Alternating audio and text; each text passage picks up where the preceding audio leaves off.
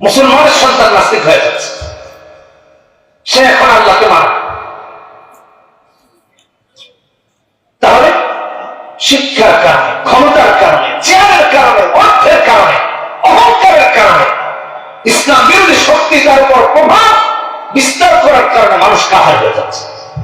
মুসলমানের সন্তান কাফের হয়ে যাচ্ছে, মুমিনের সন্তান কাফের হয়ে যাচ্ছে, মুসলমান নিজে কাফের হয়ে যাচ্ছে।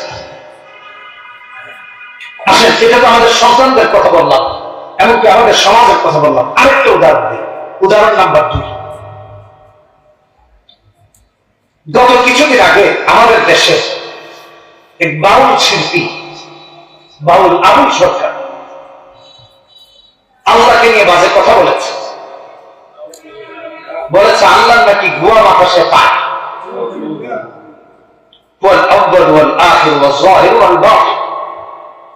এটাকে অপব্যাখ্যা করে সে আল্লাহকে তুচ্ছ তাচ্ছিল্য আর বিদ্রুপ করে কথা বলেছে। ভালো করে একটু শুনে, মন দিয়ে একটু শুনে। সে তার একই বক্তব্যের আরেকটা অংশে বলেছে, একই বক্তব্যের পীর মুরিদ যারা, পীর সাহেবের যেমন অনেক মুরিদ থাকে, বলছে এরকম আল্লাহ ঠিক আছে, কিন্তু আল্লাহ যদি আরো 2-400 হতো তাহলে মেইন আল্লাহর কোনো অসুবিধা ছিল। আল্লাহ শরীর সাব্যস্ত করলো। ভালো করে বোঝেন, আপনারাই বলতেছেন নাউজুবিল্লাহ, একজন মুফতি সাহেবের ফতোয়া দেওয়ার দরকার নেই। 3 নাম্বার, সে তার আরেকটা বক্তব্য বলেছে কুল আউযু বিরাব্বিন নাস মালিকিন নাস ইলাহিন নাস, মানে হলো আল্লাহ নাচতে বলছে। নাচ মানে হলো মানুষ, নাচ মানে লোক সব, আর সে বলতেছে নাচতে। এটা কোরআনের অপব্যাখ্যা। এক জায়গায় সে আল্লাহকে নিয়ে ঠাট্টা করলো, এক জায়গায় সে আল্লাহকে নিয়ে বিদ্রুপ করলো, এক জায়গায় আল্লাহকে সে উপহাস করলো, আরেক জায়গায় শিরক করলো, আরেক জায়গায় সে কোরআনের অপব্যাখ্যা করলো। এর একটা কাজই মুরতাদ হওয়ার জন্য যথেষ্ট, ঈমান হারা হওয়ার জন্য যথেষ্ট। সে করেছে 3টা। তাও এটা তো আমি জাস্ট 2টা বক্তব্য দেখে বের করেছি, বুঝলে? আরো আমি এগুলো আমার নোট করে রেখেছি আমার ফোনে। সে কি বলেছে ভিডিও দেখে, এমনকি ভিডিও রেখেছি। এগুলো আপনারা সোশ্যাল মিডিয়াতে, ফেসবুকে, ইনস্টাগ্রামে, টুইটারে, তারপর ইউটিউবে অভাব খুঁজে পাবেন। আমার ভাই, দেশের মানুষ 2 ভাগে বিভক্ত হলো বাউলের বক্তব্যকে কেন্দ্র করে। কথা আমার বুঝতে হবে, বাউলের বক্তব্যকে কেন্দ্র করে কয় ভাগ হলো? 2 ভাগ। এক ভাগ বাউলের পক্ষে, আরেক ভাগ বাউলের বিপক্ষে। আমি আপনাদেরকে বোঝাতে চাচ্ছি কখন পক্ষ অবলম্বন করা যাবে আর কখন পক্ষ অবলম্বন করলে আপনি কাফের হয়ে যাবেন, ঈমান চলে যাবে, এটা বোঝাচ্ছি। ঈমান তো খুব দামি জিনিস, সস্তা না। কিছু লোক বাউলের পক্ষ নিল, কেন নিল আজও জানে। একজন আল্লাহকে গালি দিল, আপনি তার পক্ষ নিলেন। আর যারা বিপক্ষ নিয়েছে তারা আল্লাহর সম্মানকে সামনে রেখে বাউলের বিপক্ষে অবস্থান করেছে, যে আল্লাহ দ্রোহী, আল্লাহর সাথে বেয়াদবি করেছে, মুরতাদ হয়ে গেছে। এটা নিয়ে 2 পক্ষ হয়ে গেল আমাদের দেশের জনগণ, 2 ভাগ। এটা খুবই লজ্জাজনক। আমরা আল্লাহকে গালি দেওয়ার পরে পক্ষ আবার তার পক্ষ নিতে পারে। মুসলমানের সন্তান, মুসলমানের বাচ্চা কাচ্চা, এগুলো আমাকে চরম ভাবে ভাবায়। কেন আমরা এমন হয়ে গেলাম? আমার আল্লাহকে গালি দিলে আমি সহজ ভাবে দিচ্ছি। আমরা তো কারো প্রভুকে গালি দিইনি। ইসলাম তো কারো প্রভুকে গালি দিতে নিষেধ করেছে, মুশরিকদের প্রতিমাদেরকে গালাগালি করতে নিষেধ করেছে, সরাসরি ইসলাম নিষেধ করেছে। জায়েজ না ইসলাম। আপনি কি করে আমার রবকে গালি দিচ্ছেন, আমার আল্লাহকে নিয়ে বাজে কথা বলছেন? দেখলাম তখনও মানুষ 2 ভাগে বিভক্ত হবে। শোনেন, যারা বাউলের বিপক্ষে অবস্থান নিয়েছে তাদের মাঝে অনেক বাউল শিল্পীর আওয়াজ, বাউল শিল্পীর আওয়াজ। তারা ভিডিও করে বলেছে যে তুমি বাউল গান করো, অসুবিধা নেই, কিন্তু তুমি আমার আল্লাহকে গালি দিবা, এটা সহ্য করা হতে পারে। বাউল শিল্পীদের কথা বলছে। এর মাঝে নারী শিল্পীও আছে, এর মাঝে পুরুষ শিল্পীও আছে। আর যারা করেছে এদের মাঝে আমি অসংখ্য মুনাফিক দেখেছি, নাম মুসলমানের, অথচ সে আল্লাহর বিরুদ্ধে অবস্থান করেছে। মুসলমানরা কিভাবে কাফের হচ্ছে এটা বোঝাচ্ছে। কুফর কখন করতেছে সে বুঝতেছে। সুম্মা আমানু সুম্মা কাফারু সুম্মা ইসতাদু কুফরা, এই ঈমান আনে এই কাফের হয়ে যায়, আবার ঈমান আনে আবার কাফের হয়ে যায়। গুনাহ করে বলছে আল্লাহ তুমি মাফ করে দাও, আর করবো না। আল্লাহ শিরক করে ফেলছে, আর মাফ করে দাও, মাফ করে দাও, আর করবো না। আবার মুশরিক হয়ে যাচ্ছে, আবার মাফ চাচ্ছে। এরকম পর্যায়ে যেতে যেতে এখন তার অবস্থান কি? সুম্মা ইসতাদু কুফরা, সে কুফরকে এমন ভাবে বাড়িয়ে দিয়েছে, এখন কুফরটাই তার নিত্যদিনের সঙ্গী হচ্ছে। এখন সে কুফর যত্রতত্র করে, এখন সে কোরআনের বিরুদ্ধাচরণ যেখানে সেখানে করে, এখন সে আল্লাহর বিরুদ্ধাচরণ যখন তখন করে, এখন সে হক্কানি আনন্দের বিরুদ্ধে যখন তখন দাঁড়িয়ে যায়, এখন সে রাসূলের সুন্নাতের বিরুদ্ধে যখন তখন দাঁড়িয়ে যায়, কারণ তার ঈমানের অবস্থা নাই। সুম্মা ইসতাদু কুফরা, কুফরকে বাড়িয়ে দিয়েছে।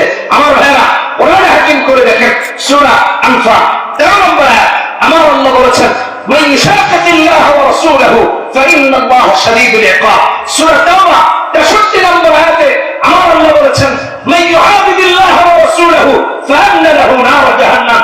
আমার কোরআনের সূরা আহজাবে 57 নম্বর আয়াতে বলেছেন ইউযুনাল্লাহা ওয়া রাসূলহু লা'নাহুমুল্লাহু ফিদ দুনিয়া ওয়াল আখিরাহ। আমার কোরআন হাকিমে বলেছেন, কোরআন হাকিম করে দেখেন সূরা বাকারা 217 নম্বর আয়াত ওয়ামান ইয়ারতাদি মিনকুম আন দীনিহি ফায়ামুত ওয়া হুয়া কাফির। আল্লাহ তাকে কাফের বলেছেন। ওকে, আমি সুস্পষ্ট ভাবে বলছি, চাই বাউল হোক, চাই আবুল হোক, বা কেউ হোক, আমাকে গালি দিলে আমরা মুসলমানরা সহ্য করতে পারবো। আমার বাবাকে গালি দিলে না হয় সহ্য করে ফেললাম, কিন্তু আমার রাসূলকে গালি দেওয়া হবে, আমার আল্লাহকে নিয়ে বাজে কথা বলা হবে, কোন মুসলমান তার পক্ষ অবলম্বন করতে পারে না।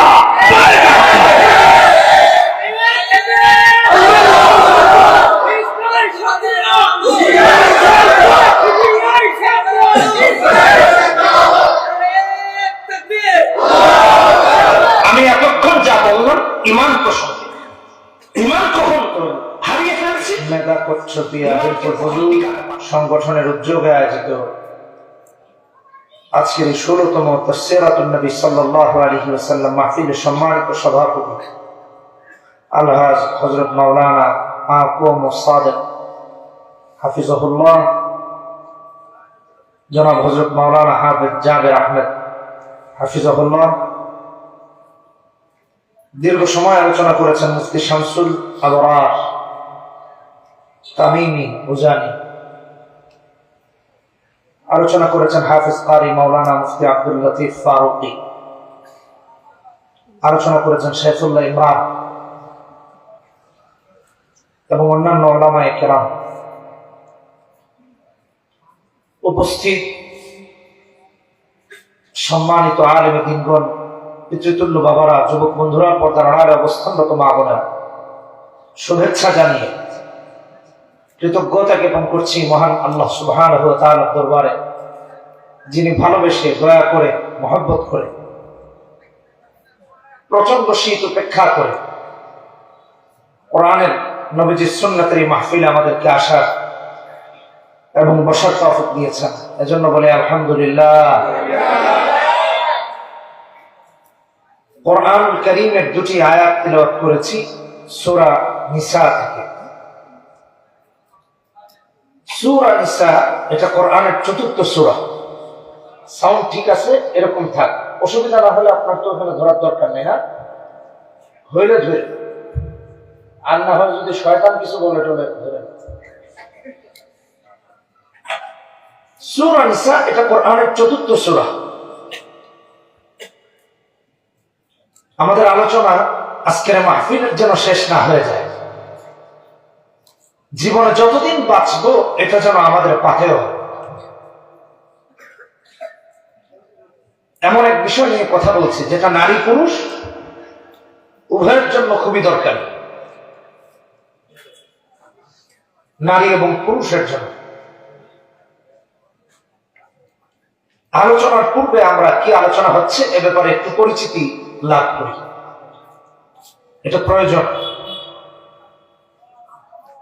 অনেক মানুষের মাঝে আমরা যদি চেনা জানা কাউকে দেখি, তার দিকে আমাদের মনোযোগ আকর্ষণ হয় একরকম, আর কাউকে চিনি না তার দিকে হয় আরেক রকম। যদি কাপড়, পোশাক, পরিচ্ছদ অথবা তার চরিত্র আপনাকে মুগ্ধ করে, তারপর আপনি চিন্তা করবেন এটা কে, কোন পাড়ায় থাকে, কোত্থেকে এসেছে, ছেলেটা দেখতে খুব ভদ্র, মেয়েটা দেখতে খুব ভালো, কিন্তু কোথায় বাড়ি আপনার পরিচয় নেই। কোরআনের সাথে পরিচিতি আপনাকে আমাকে দুনিয়াতে এবং আখিরাতে লাভজনক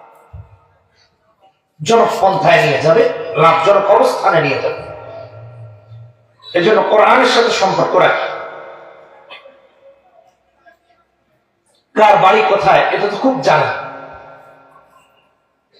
ক্রিকেটার কোন দেশের বলে ফেলবেন, ফুটবলার কোন দেশের বলে ফেলবেন।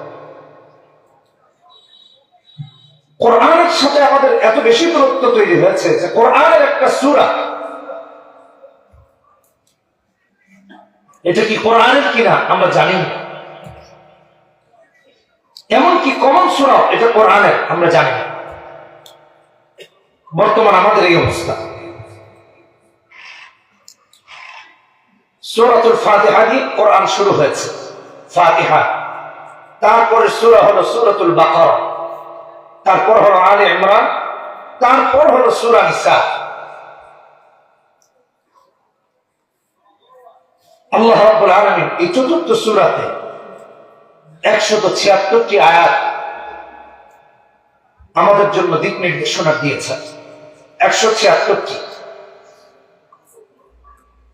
এই সূরাটি মাদানী। কোরআনের সমস্ত সূরাগুলো হয়তো মাক্কি, নয়তোবা মাদানী। এই সূরাটি মাদানী। কোরআনুল কারীমের সমস্ত সূরা এক বা একাধিক নাম আছে। এই সূরার নাম হলো আন-নিসা। আমাদের মায়েদের নামে আল্লাহ কোরআনে সূরার নামকরণ করেছেন। একটা শ্রেণী আমাদেরকে বোঝাতে চায় আল্লাহ নাকি নারীদেরকে মর্যাদা দেন না, অথচ নারীর নামে আল্লাহ কোরআনে একটা সূরাই নাযিল করেছেন। এ কথা যে মিথ্যা, এই সূরাই তা প্রমাণ করে। তাহলে আমরা কয়েকটি বিষয়ে কথা বলেছি। 1 নাম্বার, এই সূরাটা মাদানী। 2 নাম্বার, এই সূরাতে 176টা আয়াত আছে। 3 নাম্বার, এটা কোরআনের চতুর্থ সূরা। 4 নাম্বার, এটা কোরআনে কারীমের চতুর্থ পারা থেকে শুরু হয়েছে।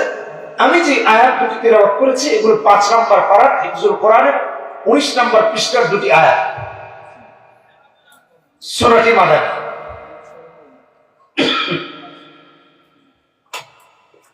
আল্লাহ রাব্বুল আলামিন এই দুটি আয়াতে, প্রথম আয়াতে ঈমানের বিষয়ে কথা বলেছেন। ঈমানের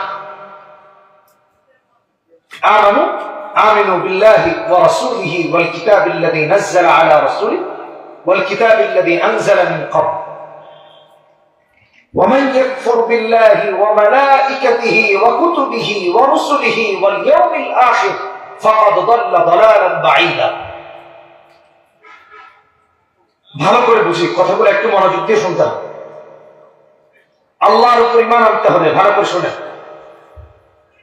তার সমস্ত নবী রাসূলের উপর ঈমান আনতে হবে, চাই নারী হোক চাই পুরুষ হোক। সমস্ত আসমানী কিতাবের উপর ঈমান আনতে হবে। কেউ যদি বলে আমি কোরআন মানি কিন্তু অমুক অমুক আসমানী কিতাব আমি মানি না, তার ঈমান নাই, সে কাফের। তারপর আল্লাহ বলেছেন আখিরাতের উপর ঈমান আনতে হবে, সমস্ত ফেরেশতাদের উপর ঈমান আনতে হবে। একজন ফেরেশতাকে যদি কেউ না মানে, বিশ্বাস না করে, তার ঈমান নাই, থাকবে না, সে মুমিন। এজন্য আবার আল্লাহ রাব্বুল আলামিন কোরআনে হাকীমের মধ্যে বলছেন ওয়া মাইয়াকফুর বিল্লাহি ওয়া মালাইকাতিহি ওয়া কুতুবিহি ওয়া রুসুলিহি ওয়াল ইয়াউমিল আখির ফাকাদ দাল্লা দালালান বাঈদা। এর কোন একটা যদি কেউ স্বীকার করে, সে কুফরি, শিরকে, ভ্রষ্টতা অনেক দূরে অবস্থান করছে, সে কাফের, সে মুমিন না। আখিরাতের বিশ্বাস নারী পুরুষকে, মুমিনকে গুনাহ থেকে বাঁচিয়ে রাখে। দুনিয়াতে কোনো অপরাধ করলে যেরকম আদালতে দাঁড়াতে হয়, খুন করলে আদালতে দাঁড়াতে হয়, মামলা হয়, অভিযোগ দায়ের হয়, কিয়ামতের দিন দুনিয়াতে যারা গুনাহ করবে তাদেরকেও আল্লাহর আদালতে দাঁড়াতে হবে, বিচার। আখিরাতে যারা বিশ্বাসী তারা যদি আপনার আমার নেতা হয়, তারা যদি সমাজের সেবক হয়, তাহলে দেখবেন চুরি, বাটপারি, লুটপাট এগুলো কমে গেছে। কারণ কিয়ামতের দিন কার কাছে জবাব দিতে হবে? আল্লাহর কাছে জবাব দিতে হবে। এই জন্য ইমানের উপর অবিচল থাকা, কাফের না হয়ে যাওয়া। 137 নম্বর আয়াতে সূরা নিসায় আমার আল্লাহ, অর্থাৎ তিলাওয়াতকৃত দ্বিতীয় আয়াত আর সূরা 137 নম্বর আয়াত আমাদের ঘরের কথা বলেছেন, আমাদের নারীদের, আমাদের পুরুষদের, আমাদের ছেলেদের, আমাদের মেয়েদের, আমাদের বাবাদের, আমাদের মায়েদের কথা বলেছেন। আমানু সুম্মা কাফারু সুম্মা আমানু সুম্মা কাফারু সুম্মা ইজদাদু কুফরা। ঈমান আনে আবার কাফের হয়েছে, আবার ঈমান আনে আবার কাফের হয়েছে। একটু মন দিয়ে কথাগুলো শোনার চেষ্টা করি। আমার কলিজার যুবক ভাইরা, তোমরা একটু ভালো করে শোনো। ঈমান আনে আবার কাফের হয়ে যায়, আবার ঈমান আনে আবার কাফের হয়ে যায়। হ্যাঁ, 5 ওয়াক্ত নামাজি পিতার সন্তান নাস্তিক, 5 ওয়াক্ত নামাজ মা সময় মতো আদায় করে সন্তান নাস্তিক হয়ে গেছে, সন্তান মুরতাদ হয়ে গেছে। আমাদের ঘরের কথা বলছি। বলবেন স্যার, ঈমান আনার পর আবার কাফের হয় কেমনে? কুফরকে গুরুত্ব দিয়েছে, আল্লাহর বিরুদ্ধে কুফরকে মেনে নিয়েছে, শিরককে মেনে নিয়েছে, নাস্তিক্যবাদকে মেনে নিয়েছে, ঈমান হারা হয়ে গেছে। আমি চলমান দুটি উদাহরণ দিয়ে আমার কথাকে সামনের দিকে এগিয়ে নিয়ে যাব, যে কাফের কেমনে হয় এটা বোঝাচ্ছে। মুসলমান আবার কাফের হয় কি করে? দাবি করছে মুসলমান কিন্তু কাফের হয়ে গেছে। এটা বুঝতে হলে কয়েকদিন আগে আমি দুটো উদাহরণ আপনাদেরকে দিব। আপনারা ওখান থেকে কুফর কিভাবে করছে মুসলমানের বাচ্চা কাচ্চারা, মুসলমানেরা, এটা বুঝে নেবেন, খুঁজে বের করবেন। গত কয়েকদিন আগে ভূমিকম্প হলো 7 তারিখ, গত মাসের 7 তারিখ ভূমিকম্প হয়েছে, জুমার দিন। আমি তাফসীর পড়ছিলাম বসে বসে, এমন অবস্থায় ভূমিকম্প কয়েক সেকেন্ডের জন্য মাত্র থেমেছিল, আবার শুরু হয়েছে। কি ভয়ানক! জীবনে এত ভূমিকম্প হয়েছে, কোনোদিন এরকম টের পাইনি। একবার ভাবলাম উঠে দৌড় দিই, পরক্ষণে আমার মন বলছে তুমি কোরআন তেলাওয়াত করছো, কোরআনের তাফসীর পড়ছো, এই অবস্থায় মরণ হওয়ার চেয়ে উত্তম মরণ আর কি হতে পারে একজন মুমিন? আর উঠে যায়নি, বসে গেছি। এভাবে করে তাফসীর পড়ছিলাম টেবিলে রেখে, এভাবে করে আঁকড়ে ধরে বসেছিলাম যে মরণ হলে এভাবেই যেন অন্তত পক্ষে এই অবস্থায় আল্লাহর কাছে দাঁড়াতে পারবো, খারাপ কোনো কাজে তো আর দাঁড়াবো। এরপর দিন আমাদের দেশের এক নেতা বক্তব্য দিয়েছেন, এত ওয়াজ মাহফিল হয়, অন্যায় অপরাধ কমে না কেন? একজন প্রসিদ্ধ রাজনীতিবিদ, আমি দল ব্যক্তি, এটা আমার বলা উদ্দেশ্য না। আমি বোঝানোর উদ্দেশ্য মানুষ কি করে কুফরি করতেছে, কুফরের দিকে মানুষ কি করে আক্রান্ত হচ্ছে, ঘরে ঘরে মুসলমানের বাচ্চা কাচ্চারা কাফের হচ্ছে কি করে, মুসলমানরা কাফের হচ্ছে কি করে, এটা বোঝানোর উদ্দেশ্য। তো আমি আমার ফেসবুক থেকে, আইডি থেকে, অনেকে আমার এখানে পেজের সাথে কানেক্টেড আছে, আইডি থেকে একই রকম নাম, আইডি থেকে একটা কমেন্ট করেছে ওখানে ওই নেতার বক্তব্যের নিচে, যে শরঈ আইন নাই তাই। উনি জিজ্ঞেস করেছেন এত তাফসীর মাহফিল হয়, অপরাধ কমে না কেন? আমি লিখেছি শরঈ আইন নাই তাই অপরাধ কমে, শরঈ আইন নাই এজন্য অপরাধ কমে। একটা গণমাধ্যমে নিউজের থেকে আমার কমেন্ট হয়ে গেছে ভাইরাল। আমি শুধু এই কমেন্টটা করেছি, 90% মুসলমানের দেশে পক্ষে বিপক্ষে লেখালেখি শুরু, অন্যরা মন্তব্য করা শুরু করেছে।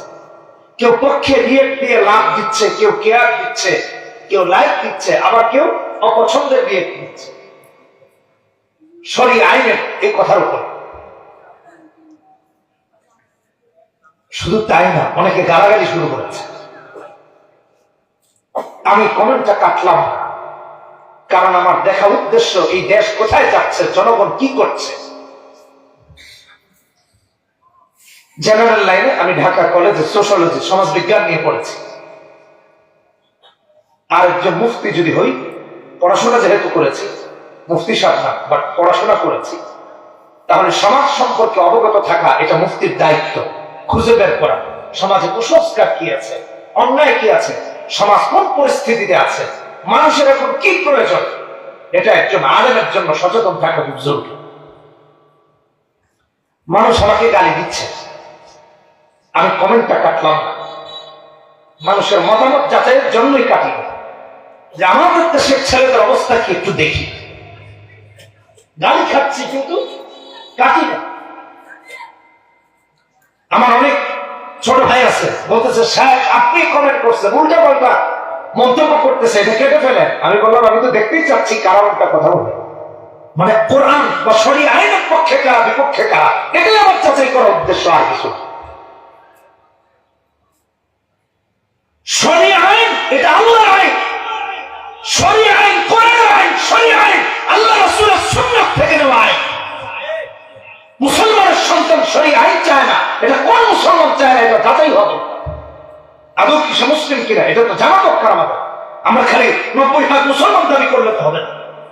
90% মুসলমানের মাঝে যে 80% আমার মুনাফিক হয়ে গেছে, মুরতাদ হয়ে গেছে, নাস্তিক হয়ে গেছে, এই লিস্ট আমাদের মাঝে নাই। আমি আমার বক্তব্য কাটি নাই। হাজার হাজার রিয়েক্ট করেছে, হাজার হাজার মন্তব্য, শত শত, পক্ষে বিপক্ষে। কেউ পক্ষে, সে শরীয়ত আইন চায়, তার মানে আল্লাহর আইন আল্লাহর জমিনে চায়, আলহামদুলিল্লাহ। একজন শরীয়ত আইন চায়, এরা আবার দুই ভাগে বিভক্ত, এক ভাগ মুসলিম আর এক ভাগ অমুসলিম। অমুসলিম শরীয়ত আইন চাবে না, এটাই তো স্বাভাবিক, তার জন্য তো ইসলাম না, সে মুসলিম না, সে না চাইতে পারে। নামধারী মুসলমান সেও চায়, এই হলো মুনাফিক। নামধারী মুসলিম, মুসলিম মানে কি? মুসলমান কেন? আমি নিজেকে, নিজের সমস্ত কিছুকে রবের কাছে সমর্পণ করা। আপনি আল্লাহর আইনের ব্যাপার নিজেকে আল্লাহর কাছে সমর্পণ করলেন না, আপনি কিসের মুসলমান হয়েছেন? আপনি কোন মুফতি সাহেব থেকে ফতোয়া আনবেন আইন? অথবা আমাকেও যদি বলেন হেল্প করতে, আমি বলে যাচ্ছি, এটা কোন মুসলমানের আত্মসমর্পণ নয়। যে আল্লাহর আইনে নিজেকে নদী স্বীকার করতে না পারে, সে আবার কিসের মুসলমান? আল্লাহ বলেছেন একটা, সে বলতেছে আরেকটা। তো ওখানে ওয়াজ বুঝতে হবে, এই জন্য বোঝার জন্য গুরুত্ব দিয়ে আপনাদেরকে কথাগুলো বলছি। কতজন কমেন্ট করছে, হুজুর এখন যদি শরীয়ত আইন চালু করে তাহলে তো বাংলাদেশের একজনেরও হাত থাকবে। বলে কেন? চুরি করবে আর হাত কাটবে। আচ্ছা ভাইরা আমার, আমার জানার ইচ্ছা, সৌদি আরবে মানুষের হাত নেই, হজে গিয়েছেন না, উমরায় গিয়েছেন না, সৌদির মানুষের হাত নেই না, এদের সবার খালি পা। হুজুর সব চুরি করে হাত কাটা গেছে। হাত আছে, চুরি নাই, কথা বুঝেন না? হাত আছে, চুরি নাই। যারা বলে শরীয়ত আইন থাকলে হাত কাটা যাবে, গর্দান কাটা যাবে, হ্যাঁ, আপনি যদি আরেকজনের গর্দান কাটেন তাহলে তো আপনার গর্দান কাটা হবেই। আপনি যদি চুরি করেন আপনার হাত কাটা হবেই। শরীয়ত আইন চায় চুরি করার জন্য, শরীয়ত আইন চায় না আল্লাহ দাসত্ব না করে শয়তানের দাসত্ব করার জন্য। এটা নারী পুরুষ উভয়ের জন্য আল্লাহর আইন। মুসলিম নাম মুসলমান, আল্লাহর আইন চায় না মুনাফিক, আল্লাহর আইন চায় না নাস্তিক, আল্লাহর আইন চায় না মুরতাদ হয়েছে। যারা অমুসলিম তারা আবার দুই ভাগে বিভক্ত। আমার এখানে যারা নেগেটিভ মন্তব্য করেছে, একদল এ দেশের অমুসলিম, আরেক দল আমাদের পার্শ্ববর্তী দেশের অমুসলিম। ভারতে শরীয়ত আইন নিয়ে বাজে মন্তব্য করেছে, আমি কারো জবাব দিই, একজনের জবাব দিই। কিন্তু সব থেকে বেশি কষ্ট পেয়েছি একজন মুসলমান, ওখানে কমেন্ট করেছে শরীয়ত আইনে লাথি মারে, আল্লাহর আইনে লাথি মারে। আমি তার প্রোফাইলে ঢুকলাম, প্রোফাইলে ঢুকে দেখি এ লোক তো মুসলমান। প্রোফাইলে ঢুকে দেখি আগের দিন যে ভূমিকম্প হয়েছে, সে ভূমিকম্প নিয়ে অনেক হাদিস আয়াত তার ওয়ালে দেখা যাচ্ছে। আয়াত কি শুধু ভূমিকম্পের জন্য? আপনার জীবন চলার জন্য কি আল্লাহ আয়াত দেন নাই? আল্লাহ হাদিস দেন নাই? রাসূলুল্লাহ আপনাকে আমাকে কোন পথ দেখান নাই? শরীয়ত আইনে লাথি মারে। যদি কেউ প্রকাশ্যে ইসলাম এবং শরীয়তকে ঘৃণা করে, শরীয়ত আইনকে ঘৃণা করে, এমনকি লাথি মারে কথা বলে, তার ঈমান নাই। আপনি ফতোয়া আনেন কোন মুফতি সাহেব দেখা, অহংকার করে ঈমান হারা হয়ে যাচ্ছে। মুসলমানের সন্তান কাফের হয়ে যাচ্ছে, অধিক পড়াশোনা করেও কাফের হয়ে যাচ্ছে। ঘরে ঘরে জন্য বলেছি এখন নাস্তিকবাদ বাড়ছে, ইসলাম বিরোধী মুনাফিকদের অবস্থান বাড়ছে। কিছুদিন আগে মাওলানা সাহেব, একটু আগে তার সাথে কথা হয়েছে, বলতেছেন তাদের পরিবার থেকে তাদের এক সন্তানকে কানাডাতে পাঠানো হয়েছে পড়তে। কানাডা থেকে এসে সে এখন আল্লাহকে মানি না। এটা যে একই সেক্টরে তা, বিভিন্ন সেক্টরে আছে। মুসলমানের সন্তান নাস্তিক হয়ে যাচ্ছে, সে এখন আল্লাহকে মানে। তাহলে শিক্ষার কারণে, ক্ষমতার কারণে, চেয়ারের কারণে, অর্থের কারণে, অহংকারের কারণে, ইসলাম বিরোধী শক্তি তার উপর প্রভাব বিস্তার করার কারণে মানুষ কাফের হয়ে যাচ্ছে। মুসলমানের সন্তান কাফের হয়ে যাচ্ছে, মুমিনের সন্তান কাফের হয়ে যাচ্ছে, মুসলমান নিজে কাফের হয়ে যাচ্ছে। আসেন, এটা তো আমাদের সন্তানদের কথা বললাম, এমনকি আমাদের সমাজের কথা বললাম। আরেকটা উদাহরণ দিই, উদাহরণ নাম্বার 2। গত কিছুদিন আগে আমাদের দেশে এক বাউল শিল্পী, বাউল আবুল সরকার, আল্লাহকে নিয়ে বাজে কথা বলেছে। আল্লাহ নাকি গুয়া মাথা সে পায়,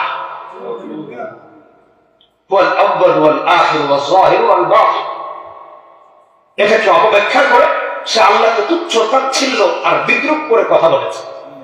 ভালো করে একটু শুনে, মন দিয়ে একটু শুনে।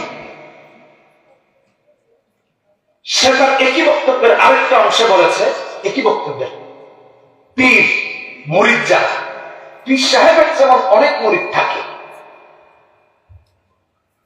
বলছে এরকম আল্লাহ ঠিক আছে, কিন্তু আল্লাহ যদি আরো 2-400 হতো তাহলে মেইন আল্লাহর কোনো অসুবিধা ছিল না। আল্লাহ শরীক সাব্যস্ত করলো। ভালো করে বোঝেন, আপনারাই বলতেছেন নাউজুবিল্লাহ, এর জন্য মুফতি সাহেবের ফতোয়া দেওয়ার দরকার নেই। 3 নাম্বার, সে তার আরেকটা বক্তব্যে বলেছে কুল আউযু বিরাব্বিন নাস মালিকিন নাস ইলাহিন নাস, মানে হলো আল্লাহ নাচতে বলছে। নাচ মানে হলো মানুষ, নাচ মানে লোক সকল, আর সে বলতেছে নাচতে। এটা কোরআনের অপব্যাখ্যা। এক জায়গায় সে আল্লাহকে নিয়ে ঠাট্টা করলো, এক জায়গায় সে আল্লাহকে নিয়ে বিদ্রুপ করলো, এক জায়গায় আল্লাহকে সে উপহাস করলো, আরেক জায়গায় শিরক করলো, আরেক জায়গায় সে কোরআনের অপব্যাখ্যা করলো। এর একটা কাজই মুরতাদ হওয়ার জন্য যথেষ্ট, ঈমান হারা হওয়ার জন্য যথেষ্ট। সে করেছে 3টা।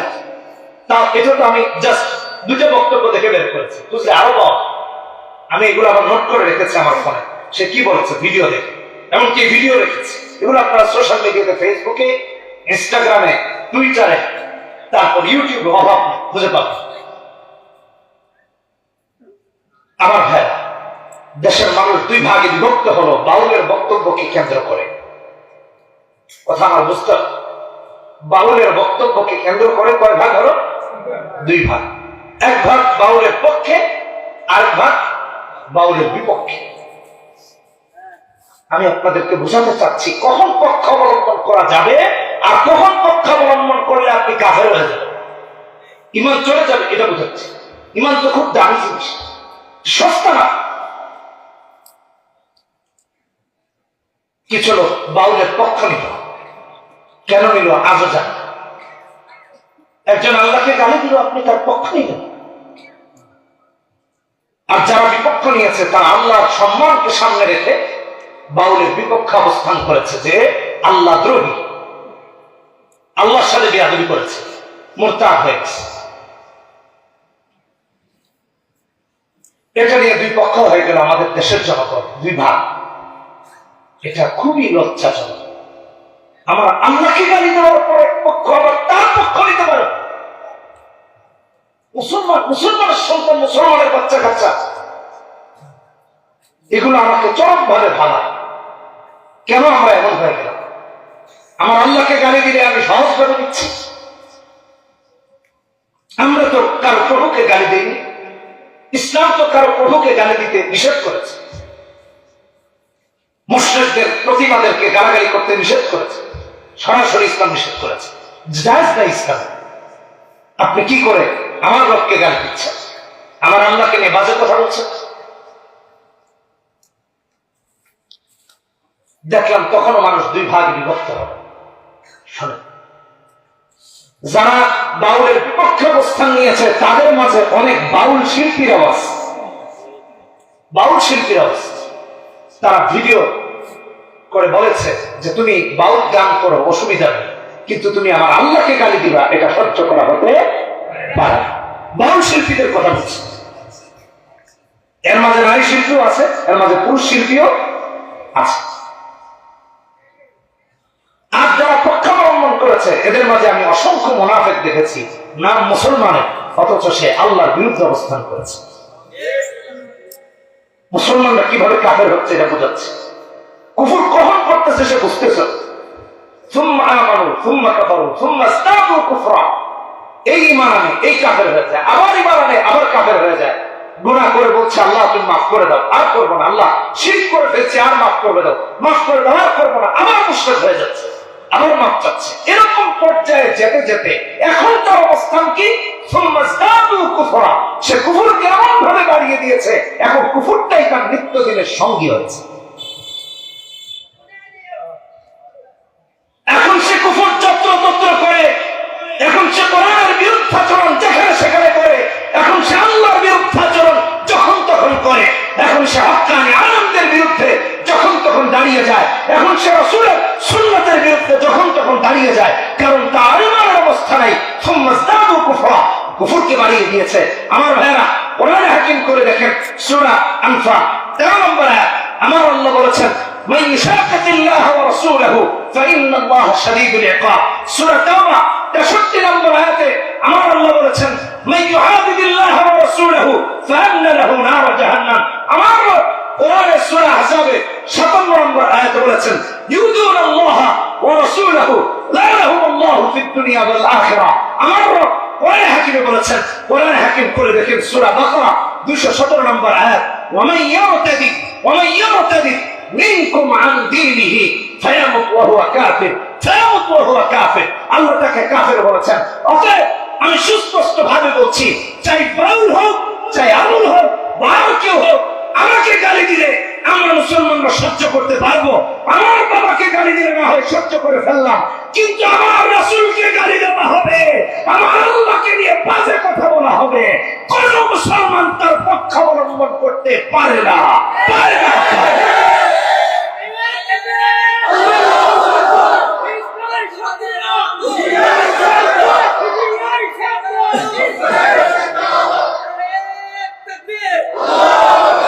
আমি এতক্ষণ যা বললাম ঈমান প্রসঙ্গে, ঈমান কখন হারিয়ে ফেলছি, ঈমানকে কখন টিকাতে পারে।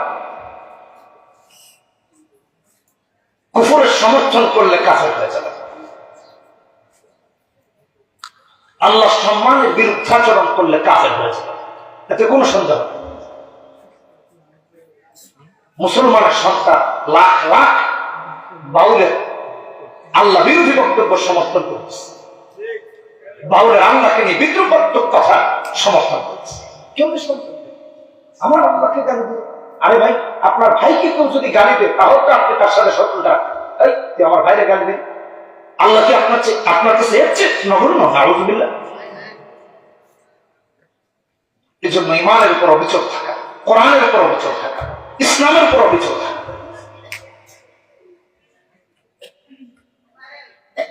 এতক্ষণ এই কথাগুলো কেন বললাম? যে আমরা কিভাবে কাফের হচ্ছি, আমরা কিভাবে ইসলাম থেকে বেরিয়ে যাচ্ছি নিজে বুঝতেও পারছি, কিন্তু কাফের হয়ে যাচ্ছে। আল্লাহ এই বক্তব্য কোরআনে তুলে ধরেছেন, সুম্মা যাদু কুফরা। ওরা আগে করতো এই সকালে মুমিন, সন্ধ্যায় কাফের, সন্ধ্যায় মুমিন, রাতে কাফের। আর এখন এমন অবস্থা, এখন কুফরিটাকে এসে কন্টিনিউ করছে। এখন ইসলাম বিরোধিতাই তার কাজ, মূল কাজে ইসলামের বিরুদ্ধে কথা বলতে হবে, কোরআনের বিরুদ্ধে কথা বলতে হবে, এটাই তার মূল কাজ।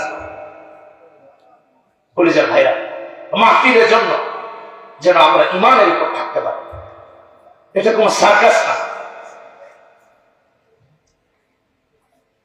সারাদিন গাড়ি চালিয়ে তারপর এখানে এসেছে। আমাদের দেশের মাহফিল গুলো করা অনেক কঠিন, পৃথিবীর অন্য দেশে এত কঠিন। খুব সহজ, 15 মিনিট 20 মিনিট একটা বিষয়ের উপর, একটা সাবজেক্টের উপর কথা, সেমিনার, খুব সহজ।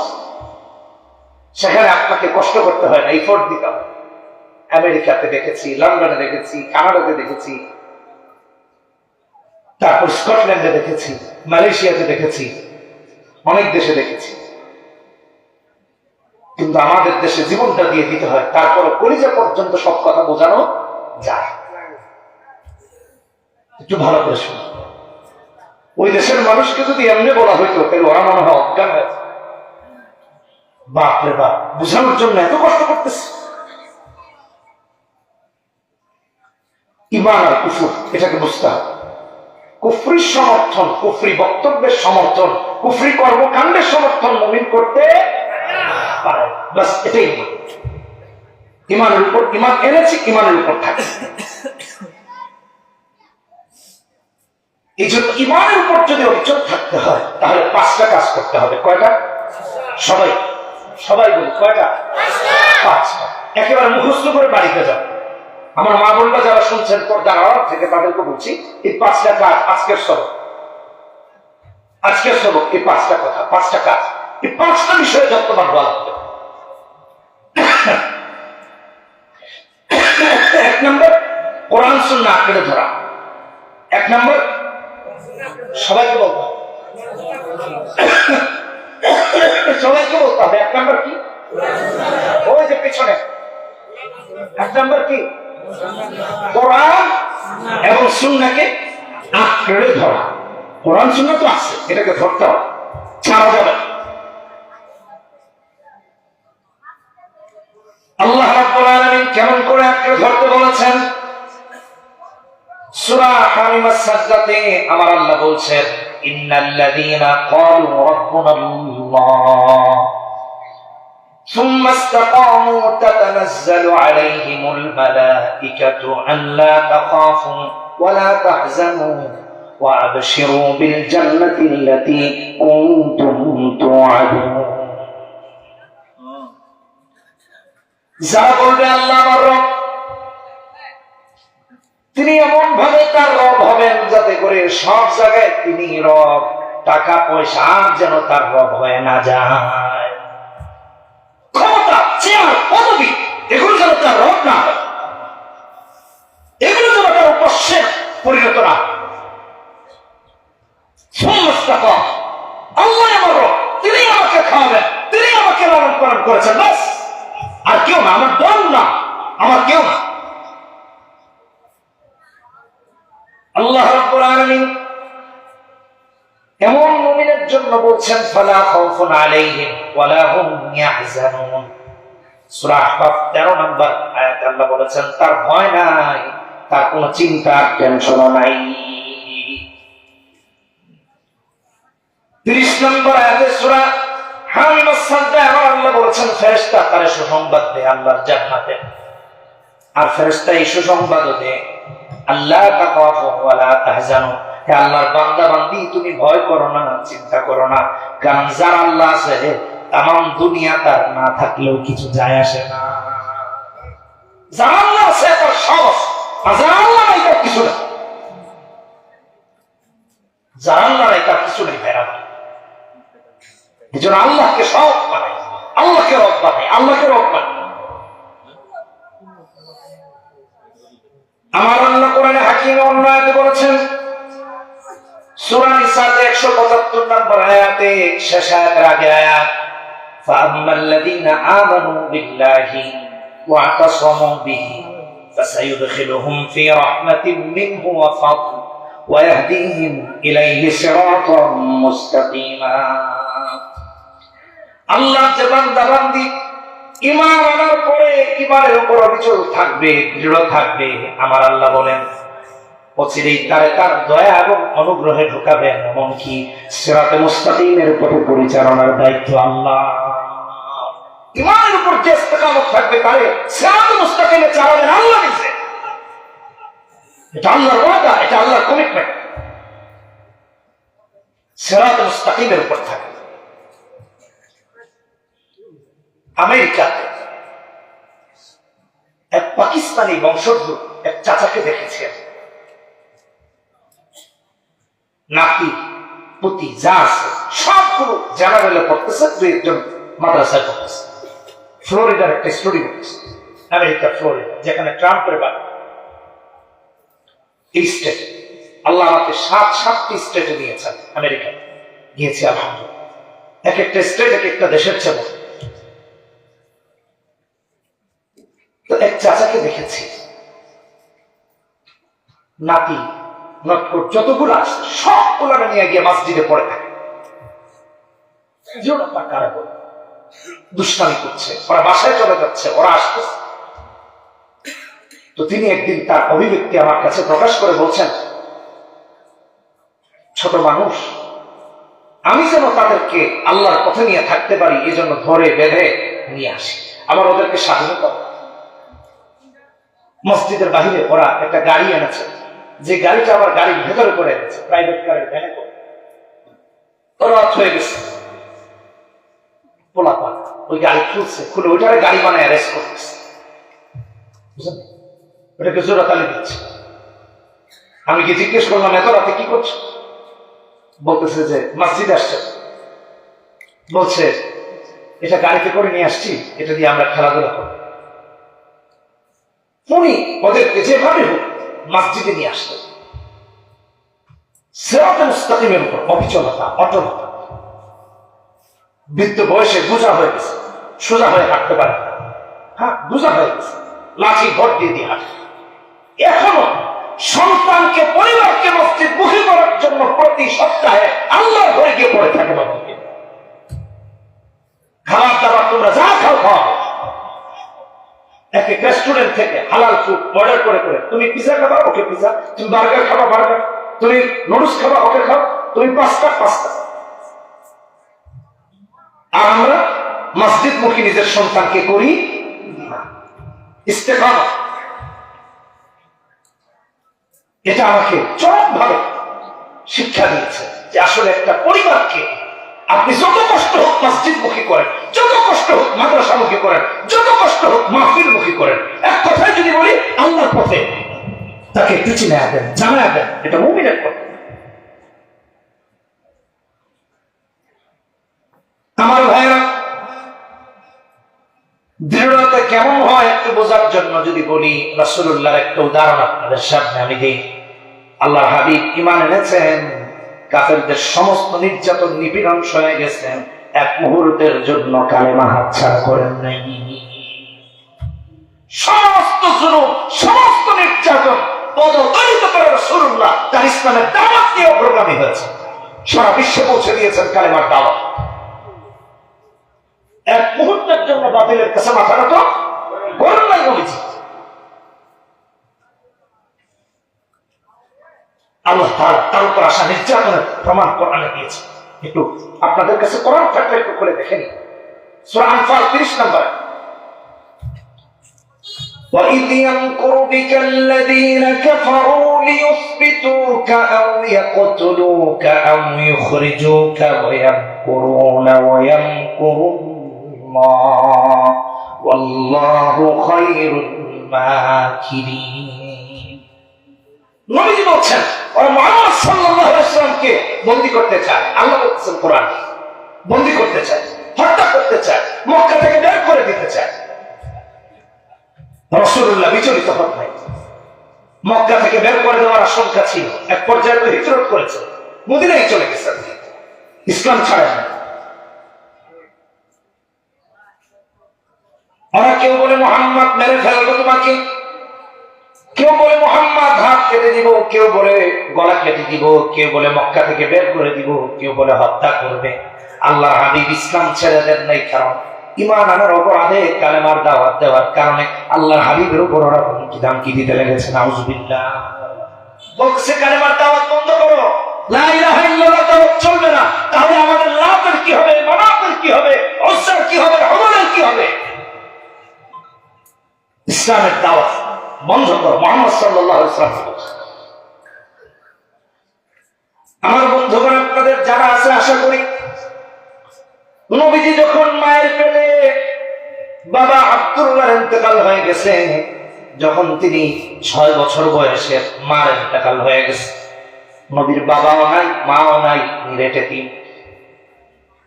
আল্লাহর হাবিব প্রথম যিনি পিতা মাতার পর অভিভাবক পেয়েছেন তিনি হলেন দাদা আব্দুল মুত্তালিব। কিছুদিন পর যখন দাদাও মারা গেলেন, অভিভাবক হয়েছেন চাচা আবু তালেব। ইসলামের যখন দাওয়াত দেওয়া শুরু করলেন, কালেমার দাওয়াত দেওয়া শুরু করলেন, আর ওরা বলল মুহাম্মদ মেরে ফেলবো, কেটে ফেলবো, হাত পা ভেঙে দিব, মক্কা থেকে বের করে দিব। আল্লাহর হাবিব কাফেরদের এমন আচরণ দেখে কেঁদে কেঁদে বাড়ি ফিরেছেন, কাঁদতেছেন। আবু তালেব বলে, মুহাম্মদ কাঁদো কেন, কি হয়েছে তোমার? তুমি কান্না করলে তো আমার কষ্ট হয়, কারণ তোমার বাবাও নাই, মাও নাই, এতিম মুহাম্মদ, তুমি কান্না করলে আমি কষ্ট পাই। আল্লাহর হাবিব বলেন, চাচা যান, ওরা কেউ বলে আমারে মারবে, কেউ বলে আমাকে কাটবে, কেউ বলে মক্কা থেকে বের করে দিবে, কেউ বলে আমারে হত্যা করবে। এই জন্য কাঁদি যে উম্মত জান্নাতে নিয়ে যেতে চায় কালেমার দাওয়াত দিয়ে, ওই উম্মত যদি তাদের নবীর গায়ে হাত তুলে, একটা উম্মত তো জান্নাতে যেতে পারবে না, জাহান্নামী হবে। নবীর গায়ে হাত তুললে উম্মত জান্নাতি হতে পারে না। আমার উম্মতকে দেখতে পাচ্ছি জান্নাতের আমার দাওয়াত দিতে গিয়ে ওরা জাহান্নামের দিকে অগ্রগামী করছে। ওরা তাদের নবীর গায়ে হাত তুলতে চায়, নবীকে হত্যা করতে চায়, নবীকে মারতে চায়। আল্লাহ সূরা আনফাল 30 নম্বর আয়াতে কাফেরদের এই চরিত্রের কথা তুলে ধরেছে। দালাইলুন নবুওয়াতে ইমাম বাইহাকী দ্বিতীয় খণ্ডে 341 নম্বর পৃষ্ঠাতে এই বক্তব্য এনেছেন। নবী যখন এই কথা বললেন, চাচা ওরা আমার মারতে চায়, কাটতে চায়, বন্দী করতে চায়, বের করে দিতে চায় মক্কা থেকে। আবু তালেব কাফের হওয়ার পরেও বলছেন, মুহাম্মদ কে তোমার গায়ে হাত তুলতে চায়, কে তোমারে মারতে চায়, কে তোমার কালেমার দাওয়াত দিতে বন্ধ করতে বলে? কিছুই বন্ধ করা যাবে না। ইসলামের দাওয়াত দাও, কোরআনের দাওয়াত দাও। আমি আবু তালেব যতদিন মাটির উপরে আছি, ওরা সবাই মিলেও তুমি মুহাম্মাদের ধারে কাছেও আসতে পারবে না। একটু শিক্ষা নেই। ইমানের পক্ষে একজন কাফের, আর মুসলমানের সন্তান কুফরের পক্ষে কাফের হয়ে যাচ্ছে। মুসলমানের মেয়ে মুসলমান, মুসলমানের সন্তান। এই দুঃখ কার কাছে বলবে? ওয়াল্লাহি লা ইয়াসিলু ইলাইকা বিজামিহি। আবু তালেব বলেছে, আমি আল্লাহর নামে কসম করে বলছি মুহাম্মদ, ওরা সবাই মিলে তোমার কাছে আসতে পারবে না যতদিন আমি মাটির উপরে আছি। তার মানে আমি জীবিত আছি, মরলে তো দাফন করব, তখন তো আর দেখব। একজন কাফের, একজন কাফের নবীর পক্ষে, আর মুসলমান হয়ে নবীর বিপক্ষে, ইসলামের বিরুদ্ধে। অধঃপতন কোথায় চলে গেছে একটু চিন্তা করে দেখেন। বন্ধুগণ আমার, ইসলামের বিরুদ্ধাচরণ হয়েছে, নবীকে কষ্ট দেওয়া হয়েছে, জুলুম করা হয়েছে, আল্লাহর হাবিব এক মুহূর্তের জন্য কালেমা ছেড়ে দিয়েছেন নাকি? কথা বলেন না, জোরে বলেন না। ছেড়েছে? ছাড়েন নাই। তুমি আমি কেন ছেড়ে দে? এটা মুমিনের চরিত্র নয়, এটা মুসলমানের চরিত্র নয়, এটা ইসলামের পক্ষের কথা হতেই পারে না। এটা মুসলমানের বক্তব্য আর কাজ নয়। শুধু কি তাই? ইসলামের প্রথম যুগে প্রকাশ্যে সালাত আদায় করলে, নামাজ আদায় করলে গর্দান উড়িয়ে ফেলা হতে পারে, শহীদ করে দেওয়া হতে পারে, বন্দী করা হতে পারে। আল্লাহর হাবিব কাবা চত্বরে প্রকাশ্যে নামাজ আদায় শুরু করে দিয়েছেন। আবু জাহেল কাফেরদের নেতা দেখে তার অন্যান্য নেতাদের বলতেছে, কে আসে এমন মুহাম্মদ নামাজ আদায় করে, তার আল্লাহর কাছে মাথা নত করে সিজদা করে। মুহাম্মাদের মাথার উপরে যখন সিজদা করবে, কে আসো এমন ময়লা এনে রেখে দিতে পারবে না। আউযুবিল্লাহ। নেতার কথা শুনে অন্যান্য নেতারা বলল, নেতা আমি পারবো। তাদের মাঝে থেকে একজন, যার নাম হলো উকবা ইবনে আবি মুঈত, হাদিস, এটা বুখারী শরীফের হাদিস, 240 নম্বর হাদিসের ঘটনা। উকবা ইবনে আবি মুঈত ইসলামের অনেক বড় দুশমন, অনেক কঠোর দুশমন। উকবা ইবনে আবি মুঈত বলে, লিডার আমি পারবো, মুহাম্মাদের মাথার উপর ময়লা রাখতে হবে, এটা আমি পারবো। নাউজুবিল্লাহ। আমার ভাইরা, এখনো দেখা যায় আলেমদের বিরুদ্ধে কাফের নেতারা যদি বলে, ইসলামের ক্ষতি করতে কে পারবা, আলেমের গায়ে হাত তুলতে কে পারবা, মসজিদে তালা মারতে কে পারবা, মাদ্রাসাটা বন্ধ করে দিতে পারবা কে? কিছু মুনাফিক, কিছু ইহুদি নাসারা তারা নেতাই দেশে আছে, তারা আলেমদের বিরুদ্ধে দাঁড়ায় যায়, মসজিদে তালা মারে, নামাজ থেকে মুসল্লিকে গিয়ে ধরে নিয়ে আসে। দুঃখের সাথে বলছি, গত কয়েকদিন আগে একটা মাদ্রাসায় এক মহিলা ঢুকে চুরি করেছে, পকেটে হাত দিয়ে।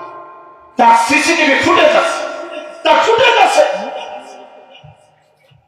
রেকর্ড আছে, ক্যামেরা রেকর্ড আছে। চোর ধরলে মানুষ কি করে? চুমা দেয়? কথা বলতে হবে। মারে। কেউ তাকে মারে না। এই মহিলা চোর নিচে নিয়ে তার গায়ে ঠান্ডা পানি ছেড়েছে, এটুকুই করেছে।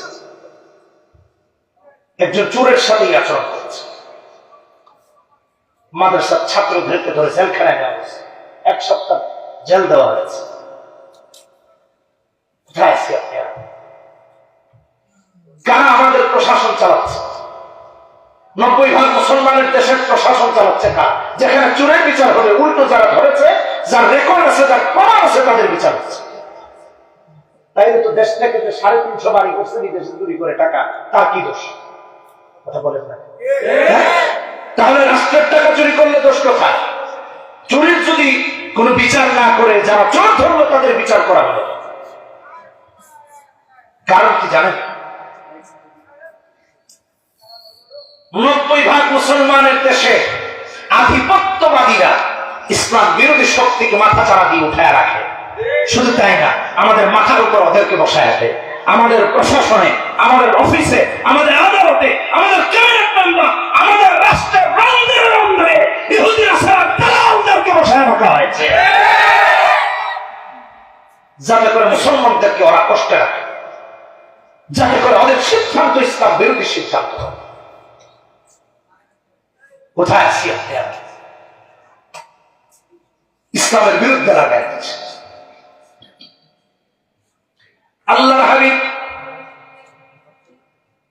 240 নম্বর হাদিসে এসেছে, বুখারী শরীফে, নামাজ আদায় করছেন, সিজদায় গেলেন, আল্লাহু আকবার, মাথা নত করেছেন। উকবা ইবনে আবি মুঈত গিয়ে উঠে নাড়ি ঘুরিয়ে এনে আল্লাহর হাবিবের মাথা মুবারকে রেখে দিয়েছেন। আউযুবিল্লাহ। আল্লাহর হাবিব মাথা মুবারক উঠাতে পারেন না, উঠান না। রাইসুল মুহাদ্দিসিন যাকে বলা হয়, অর্থাৎ আল্লাহ রাসূলের পরে কিয়ামত পর্যন্ত যাচ্ছে বড় আর কোন মুহাদ্দিস দুনিয়া আসবেন না। আব্দুল্লাহ ইবনে মাসউদ হাদিসটি বর্ণনা করেছেন। আব্দুল্লাহ ইবনে মাসউদ রাদিয়াল্লাহু তাআলা আনহু বলেন, আমি দেখতে পাচ্ছি আল্লাহর হাবিবের মাথা মুবারকে ময়লা রেখে দেওয়া হয়েছে, উটের নাড়ি বুড়ি এনে রেখে দেওয়া হয়েছে। কিন্তু ইসলামের এমন দুর্দিন, আমি দেখে শুনেও কিছু করতে পারছি না। প্রাণের ভয়, আমার কলিজাটা ভেঙে চুরমার হয়ে যাচ্ছে। আল্লাহর হাবিবের কষ্ট হচ্ছে, না সহ্য করতে পারতেছি, না এর প্রতিকার করতে পারছি।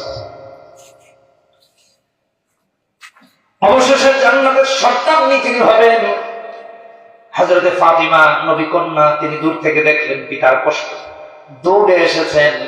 আল্লাহর হাবিবের মাথা মোবারক থেকে উটের নাড়ি ঘুরি ঘুরি সরিয়ে দিয়েছেন। আল্লাহর হাবিব আল্লাহু আকবার বলে মাথা উত্তোলন করেছেন।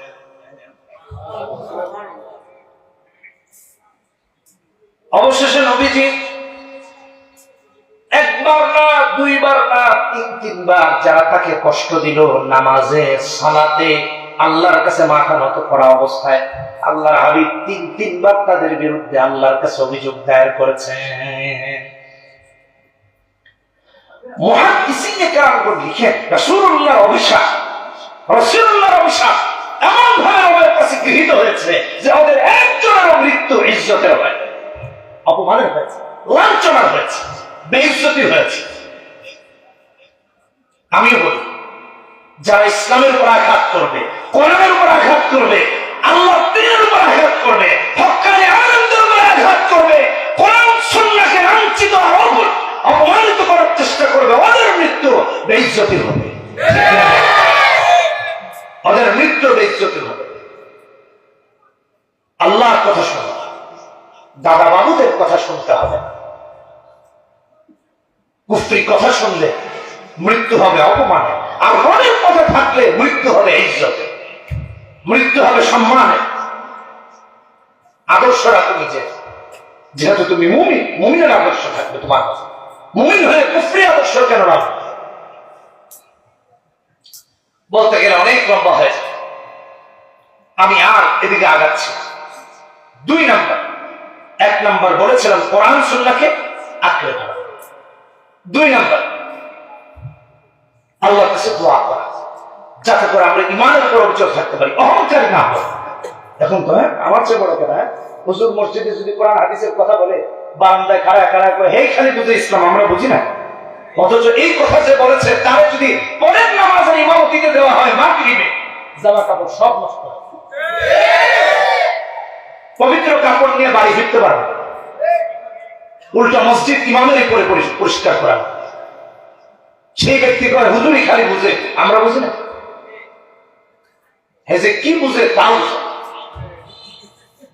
কি বাস্তবতা তা না। সে নিজেও জানে যে আমার নামাজ পড়াইতে দিলে আমার পাজামা ঠিক থাকবে, তারপরে হুজুরের চেয়ে আমি কম বুঝি নাকি? আল্লাহ মাফ। এই জন্য দোয়া করতে হবে কাজ, অহংকারী হওয়া যাবে না। আপনাদের অসুবিধা হচ্ছে? অসুবিধা হচ্ছে না তো? চলবে? তাহলে যে কথা বললাম, দোয়া করতে হবে কার কাছে? আল্লাহ রাব্বুল আলামিন ঈমান উপর থাকার জন্য, ঈমান রাখার জন্য দোয়া শিখিয়ে দিয়েছেন।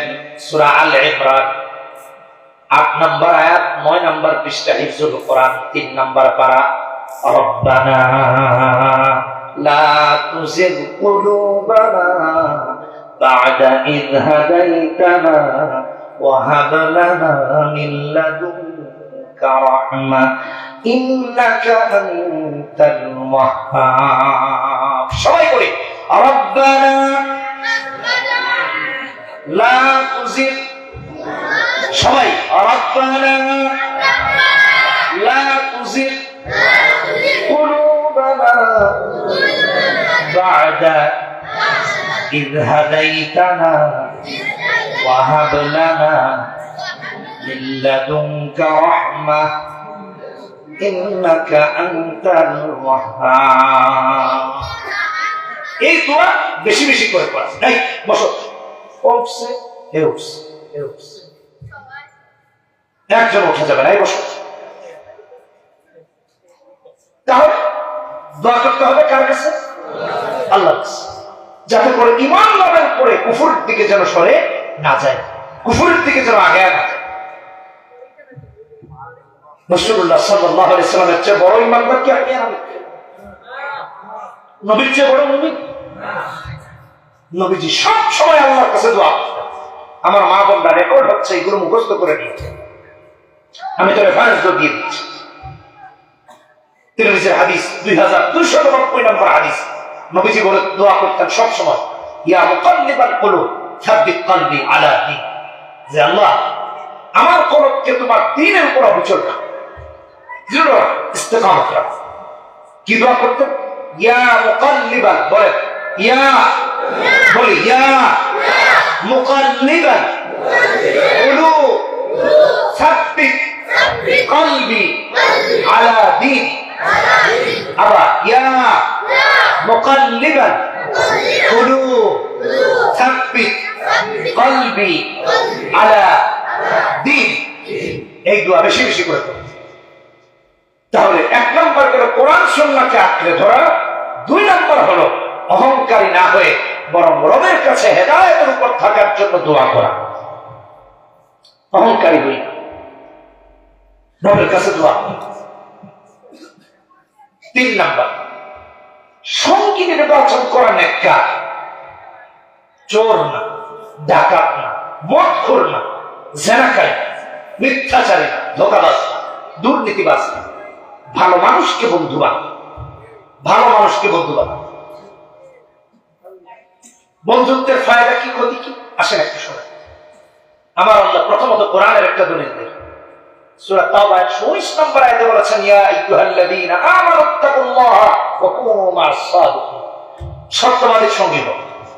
আর আমরা হইছি চোরের সঙ্গী, যে সারা জিন্দেগিতে ভুলেও সত্য কথা কয়। এমন বন্ধু বানাতে আল্লাহ নিষেধ করেছেন। গত কয়েকদিন আগে বন্ধু ভালো হলে কি হয় একটু বোঝাচ্ছি। গত মাসে সম্ভবত, যেটুকু মনে পড়ে, আমি এক মসজিদে নামাজে ঢুকেছি, গুলশানের এক মসজিদে। তো মসজিদ থেকে বের হওয়ার পর আপনাদের কক্সবাজারের একজন বিশিষ্ট ব্যবসায়ীর সাথেও দেখা। বেচারা কক্সবাজারে হোটেল টোটেল আছে। হঠাৎ করে বলতেছে, শায়েখ আপনাকে হঠাৎ দেখলাম, যে কোনো একটা জরুরি কাজে গিয়েছে। তো মসজিদে যখন ঢুকি নামাজে, মাগরিবের মসজিদ, দেখি গেটের সামনে 2টা ছেলে, একটা চিকন আর একটা মোটা, একটা চিকন আর একটা মোটা, বয়স 6, 7, সর্বোচ্চ 8 হতে পারে। অস্বাভাবিক কিছু থাকলে এটা ভিন্ন কথা। যে বয়স 40, তারা দেখতে দেখা যাইতেছে 7 বছর, তাহলে এটা আল্লাহ মানো, আল্লাহ মানে মানো। আমার দেখা যেতে সেটা বলছি। চিকন বন্ধুটা তার মোটা বন্ধুকে বলতেছে, চল নামাজ পড়ে আসি। মসজিদের গেটে এটা দেখে আমার দৃষ্টি ওদের উপরই থাকে। এটুক ছেলে নামাজের জন্য ডাকছে তার বন্ধুকে, এটা তো খুব ভালো কথা। ওর উপর তো নামাজ ফরজ হয় না, এটা তো ওদের দুষ্টামির বয়স। আমি চোখে চোখে রাখলাম। সামনে গিয়ে আমি ডান দিকে জুতা রেখে ওদেরকে কিছুটা হারিয়ে ফেলেছিলাম, কারণ ঢাকার মসজিদ, আবার মাগরিব, মুসল্লি বেশি, সবাই স্রোতের মতো ঢুকতেছে মসজিদ। মূলত আল্লাহ হয়তো কবুল করেছেন। আমি এমন জায়গায় দাঁড়িয়েছি যে আমার আগের কাতারেই ওরা দাঁড়াচ্ছে, একেবারে সিজদার জায়গায়, মানে সামনের কাতারে বরাবর। অতিরিক্ত কিছু কথা বলছি, মূল কথা পরে বলছি। নামাজে দাঁড়াইয়া চিকন বন্ধু, চিকন যেটা, এ দাঁড়াইছে বাপ, আর মোটা জন দাঁড়াইছে ডাক। চিকন বন্ধু একটু পর পর ওর উপরে রকেট হামলা চালায়, হাত দিয়া পা দিয়ে থাম থুম মারছে। আর মোটা যে বন্ধু, তার মাঝে একটু ভার ভাবতে আছে। এ মনে করতেছে যে এরকম করলে নামাজ থাকে না। সে একেবারে ধরে দাঁড়াইছে তো দাঁড়াইছে, এত রকেট হামলা যাচ্ছে, কিন্তু লড়াই তো ভালো, সব ওর বডির উপর দিয়ে যাচ্ছে।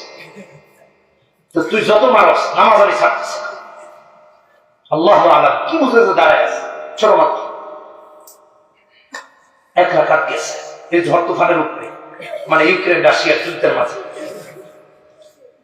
দ্বিতীয় রাকাতে দাঁড়ানোর পর আবার বিসমিল্লাহ, এই যে মারামারি শুরু হলো, হঠাৎ করে সে হাত ছাইরা কই তরে যে একটা দিব না, মানে সত্যি দিলে মনে হয় মসজিদের বাইরে গিয়ে যে আটটা নিয়েছে নামাজের মধ্যে।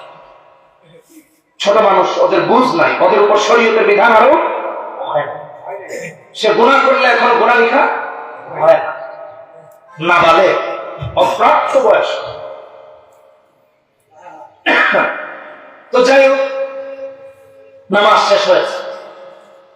আমার ইচ্ছা ছিল ওদের সাথে একটু কথা বল, কেমন আছো, ভালো টালো আছো কিনা, যুদ্ধ টুদ্ধ যে করলাম অবস্থা কি, সান্ত্বনা দেওয়ার জন্য দু চারটা কথা বলা। শেষে বলতাম যে মাশাআল্লাহ তোমরা কত ভালো বন্ধু, তুমি তাকে ডেকে এনেছো, তোমরা প্রতিদিন নামাজে আসবা, কিন্তু দুষ্টামিটা করো না, কারণ অন্যের অসুবিধা হয়। এই কথা বলতাম, এর বেশি কিছু না, জাস্ট বুঝের মাধ্যমে। কিন্তু নামাজ শেষে পেছন থেকে তাদের কোন একজন গার্ডিয়ান ডাকতেছে, চল চল, তাড়াতাড়ি উঠে চলে গেছে। এই সুযোগ আমার হয় না।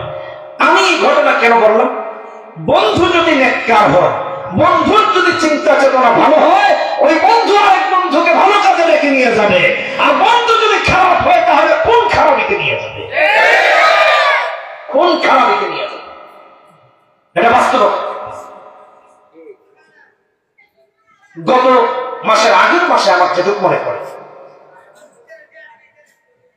এটা কি অক্টোবর ছিল না জানি, নভেম্বর, ভুলে গেছি। হুড়াহুড়ি করে মসজিদে যাচ্ছি জুমার নামাজে, গাড়ি ছাড়াই একটা অটোতে উঠে গেছি। গাড়ি জ্যাম লেগে যায় অনেক সময়, ভেতর দিয়ে চলে যায়। অটোর ড্রাইভার দাঁড়িয়ালা, টুপি আছে, অদুঃখিত না, টুপি মনে হয়েছিল না, চুল পাকা, দাড়ি পাকা, লুঙ্গি পরা আর একটা শার্ট পরা, আমার যেটুকু চোখে আসতেছে।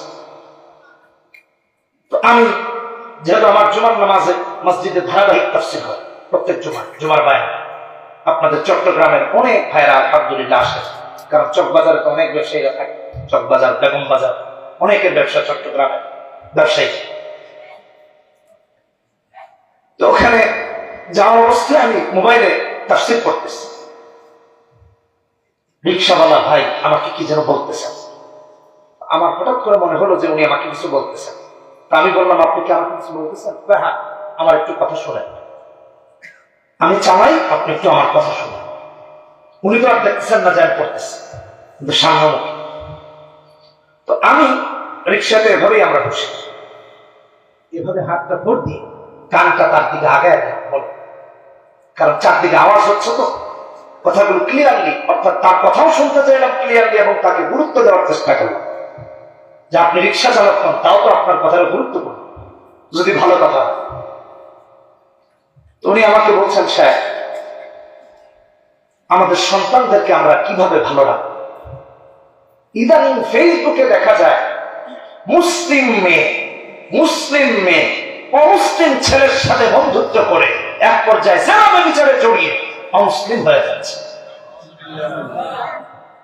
কি লাভ না কি একটা দেখা যাচ্ছে, ভালোবাসার ফাঁক পেতে আমাদের মুসলিম বন্ধুদেরকে অমুসলিম বানিয়ে দিচ্ছে, অমুসলিম বানিয়ে দিচ্ছে। আমার কথা মিথ্যা না, আপনি এখন ফেসবুকে সার্চ দেন, অসংখ্য ঘটনা পাবেন। কয়েকদিন আগে আমাকে এক ভাই একটা ভিডিও দিয়েছেন, তো মেয়েকে জিজ্ঞেস করা হলো, তুমি তো মুসলিম, ছেলেটা তো অমুসলিম, তুমি এটা কি করবা? বলে আমার ইসলামের দরকার।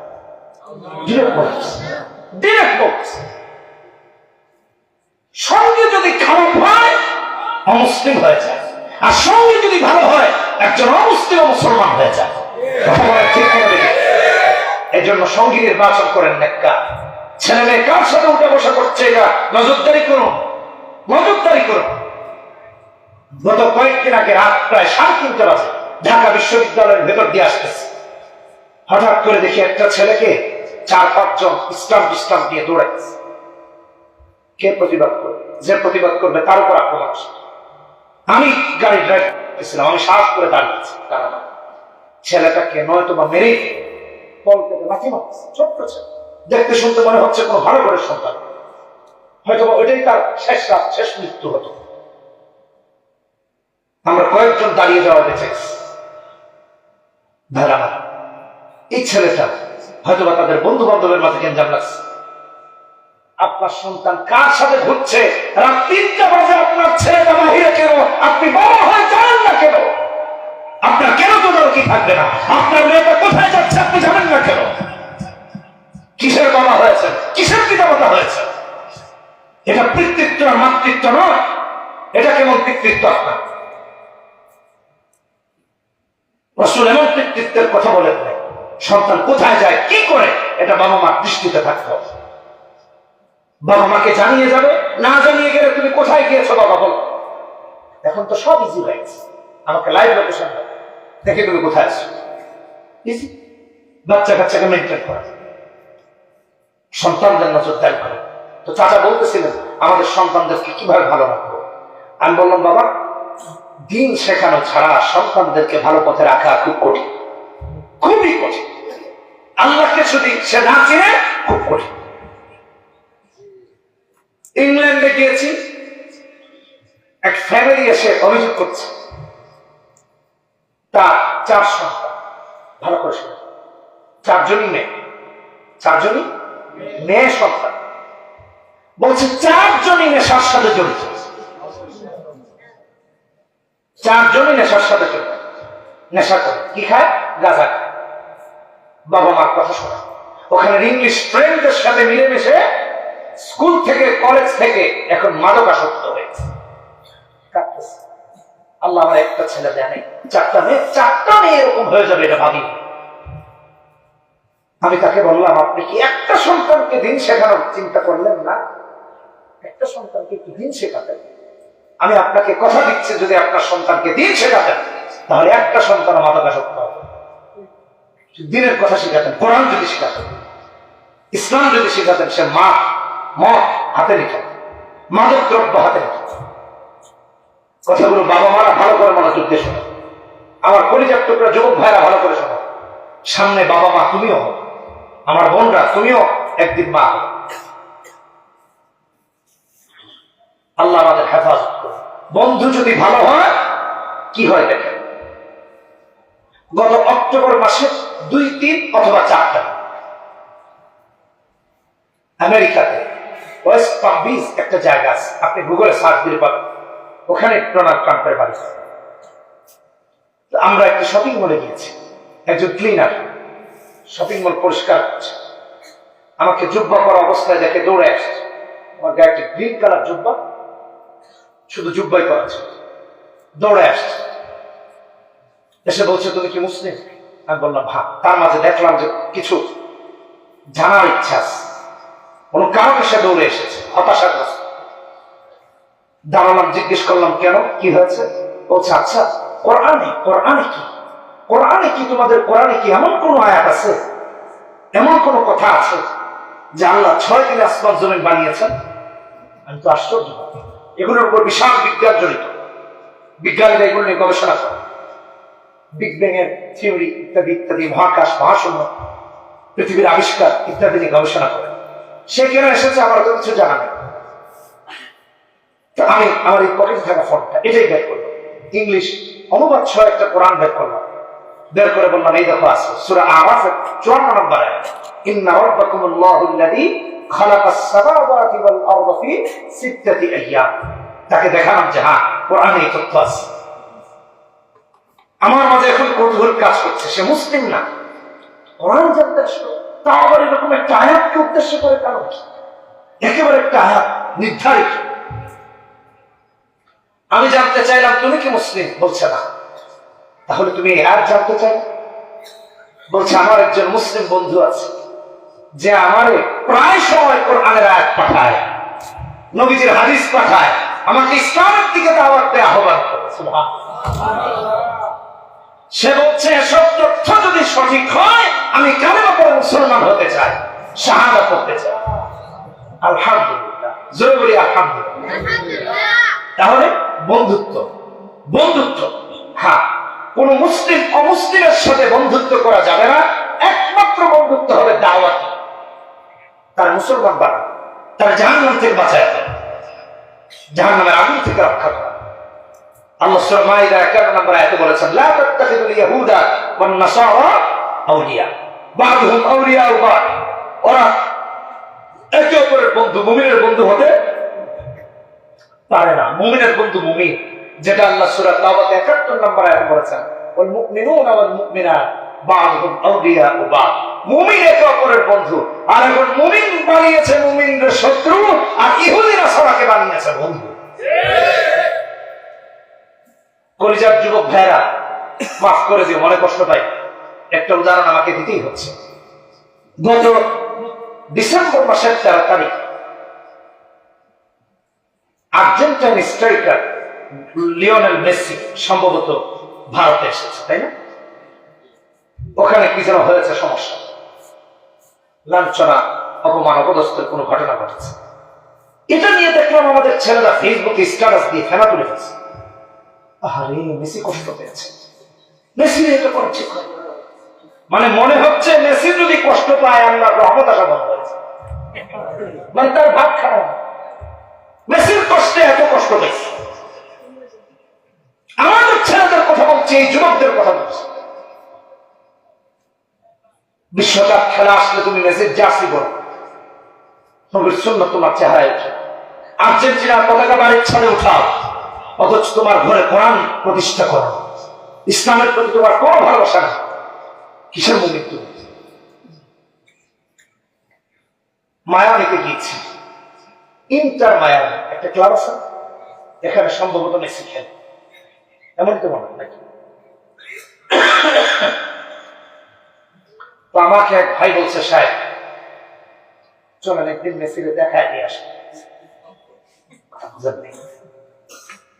আমি বললাম কি পরিমাণ সব,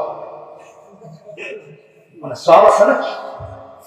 বলতেছে না সাহেব, কত জনের স্বপ্ন থাকে মেসির সাথে একটু সাক্ষাৎ করব। আমি বললাম আমার কোনো স্বপ্ন নাই, ইচ্ছাও। তার মানে এই না যে আমি ফুটবল বুঝি না, অবশ্যই বুঝি। ছোটবেলা খেলাধুলা করেছে, আমার বাসার পাশে না এমনকি একটা ক্লাব যারা লিগে খেলে, বিদেশি প্লেয়াররা এসে ওখানে খেলে। ছোটবেলায় যদি আমরা অনিচ্ছা করেও মাঠে দাঁড়ায় থাকছি, তাহলে প্লেয়াররা যে প্র্যাকটিস করতো বল করে ডানা বামে আসে। এখন এই কথা তো আর বলতে পারি না বিদেশির সাথে খেলছে, খারাপ দেখা যায়, বুঝেন? তো যে কথা বলছে সব ঠিক। আমি বললাম আমার তাকে দেখার ন্যূনতম কোনো আগ্রহ নাই। তিনি কিছুটা আশ্চর্য। আমি বললাম শোনেন, 70,000-এর বেশি ফিলিস্তিনি ভাই বোনদেরকে হত্যা করেছে, আমাদের ভাইদের হত্যা করেছে, বোনদের হত্যা করেছে, নারী শিশুদের হত্যা করেছে। কোথায়? মেসিতে একটা নিন্দা পর্যন্ত জানায় নাই। কেন মেসিকে দেখার আগ্রহ থাকবে আমার? এই শিশুদের রক্ত কি রক্ত নয়? ওরা কি মানুষ নয়? কোথায়? মেসি নেই মাত্র একটা স্ট্যাটাসও দেয় যে হত্যাযজ্ঞ বন্ধ করেন, এটা সমর্থন করি না বলেছে। তুমি কিসের জন্য মেসির পাগল হবে? তোমার রক্ত দেখে উন্মাদনা করে, তোমার রক্ত দেখে পাগল করা হয়ে যায়, তোমার রক্ত দেখে উৎফুল্ল হয়, আনন্দিত হয়, আর তুমি মেসির পরে আনন্দিত হলো। তোমার লজ্জা থাকা দরকার, মানুষের কারণে করো না। অথচ আমাদের পাশেই নাকি ইন্টার মায়ামি খেলা। আল্লাহর কসম, জানি না চুল পরিমাণ আগ্রহ যাবে, আল্লাহর কসম করে বলছে চুল পরিমাণ আগ্রহ যাবে। ইসলামের প্রতি যাদের বিদ্বেষটাকে আমি কি কারণে হবে? মুসলমানের রক্ত দেখে যে উৎফুল্ল হয়, আনন্দিত হয়, তার সাথে তোমার কিসের সম্পর্ক? তোমার বোনের রক্ত দেখে ওরা আনন্দিত হয়। ছোট্ট শিশুদের মাথা আলাদা হয়ে গেছে বোমার আঘাতে, ওরা উৎফুল্ল হচ্ছে, আনন্দিত হচ্ছে। তুমি তাদের জন্য ভালোবাসা রাখছ? লজ্জা, লজ্জা। মানুষ ওরা মানুষ নয়, ওদেরকে আবার ভালোবাসা কেমন সম্ভব? আমি মূল কথায় আবার চাই। 3 নাম্বার বলেছিলাম নেককারকে বন্ধু বানানো, নেককারের সাথে সম্পর্ক রাখা। 1 নাম্বার বলেছিলাম কোরআন সুন্নাহ আঁকড়ে ধরা। 2 নাম্বার বলেছি নেককারের সাথে, 2 নাম্বার বলেছি আল্লাহর কাছে দোয়া করা। 3 নাম্বার বলেছি নেককারের সাথে সম্পর্ক রাখা, ভালো মানুষের সাথে সম্পর্ক রাখা। আলোচনা লম্বা হয়ে যাচ্ছে না? যে কথা বলতেছিলাম, এর জন্য নেককারের সাথে সম্পর্ক রাখা। সময় থাকলে আবার কোনদিন এ বিষয়ে আলোচনা করবো ইনশাআল্লাহ।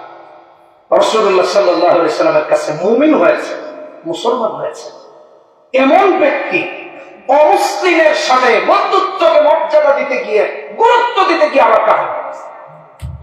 উকবা ইবনে আবি মুঈত নবীর কাছে ইসলামও গ্রহণ করেছে।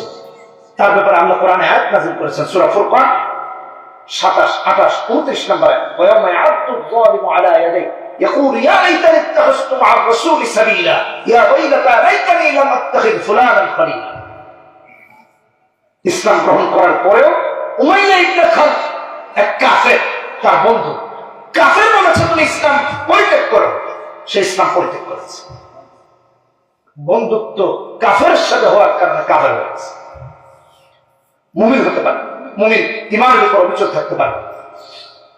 এই জন্য ঈমানকে আঁকড়ে ধরে বন্ধু বানান নেককার, আল্লাহওয়ালা, পরহেজগার। নয়তো দেখবেন কোন দিন বন্ধু খুন করেছে, আপনিও খুনের আসামি হয়। বন্ধু মদ খেতে গিয়েছে, একদিন ডাকবে, 2 দিন ডাকবে, 3 দিন ডাকবে, 4র্থ দিন আপনিও গিয়ে হাজির হয়েছে। এগুলো পরিহার করুন। 4 নাম্বার ইলমে দ্বীন শিক্ষা করুন এবং সে অনুযায়ী আমল করুন। কোরআন হাদিস শিখি এবং তদ অনুযায়ী কি করি? আমল করি। 5 নাম্বার, জান মাল নিজের রবের জন্য রেডি করি। যখন লাগবে জান মাল কারে দিব? জোরে বলি কারে? আরো জোরে কারে? আল্লাহকে। তাহলে 1 নাম্বার বললাম কোরআন সুন্নাহ আঁকড়ে ধরা, 2 নাম্বার বললাম আল্লাহর কাছে দোয়া করা, 3 নাম্বার বললাম নেককারের সাথে সম্পর্ক রাখা, বদকার না, চোর বাটপারের সাথে না। 4 নাম্বার ইলমে দ্বীন হাসিল করা এবং সে অনুযায়ী আমল করা। 5 নাম্বার জানমাল কার জন্য? কার জন্য? কে কে দিতে রাজি আছে? হাত তুলে দেখায় দেই, বলি হে আল্লাহ, ওয়াদা করছি যতদিন বেঁচে থাকবো তোমার জন্য সবকিছু উৎসর্গ করে দেব। হে আল্লাহ, তোমার দিনের উপর অবিচল থাকা তৌফিক দান করো। জোরে বলি আমিন, আরো জোরে বলি আমিন। হাত নামাই করি আস্তাগফিরুল্লাহ, ইন্নাল্লাহা গফুরুর রহিম, লা ইলাহা ইল্লাল্লাহ মুহাম্মাদুর রাসূলুল্লাহ। সবাই বলি লা ইলাহা ইল্লাল্লাহ মুহাম্মাদুর রাসূলুল্লাহ।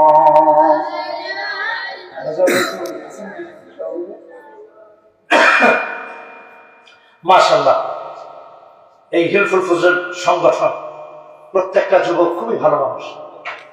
তারা ওখানে কোথায় মাহফিলে আসছিলাম, এখান থেকে গিয়েছে, দেখা করেছে, ভালোবাসা প্রকাশ করেছে এবং আমি তাদের সাথে ওয়াদাবদ্ধ ছিলাম, আজকে এসেছে।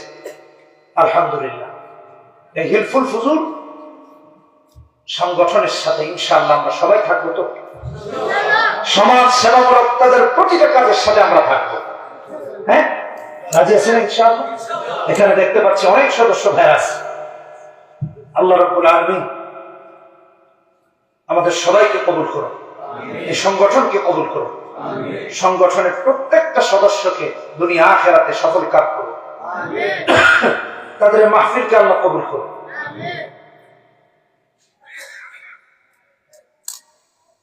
আজকের মাহফিলের বিশেষ অতিথি জনাব জাহাঙ্গীর আলম সাহেব, আমাদের রেজল ভাইয়ের বাসায় কথা বলা হয়েছে আমার।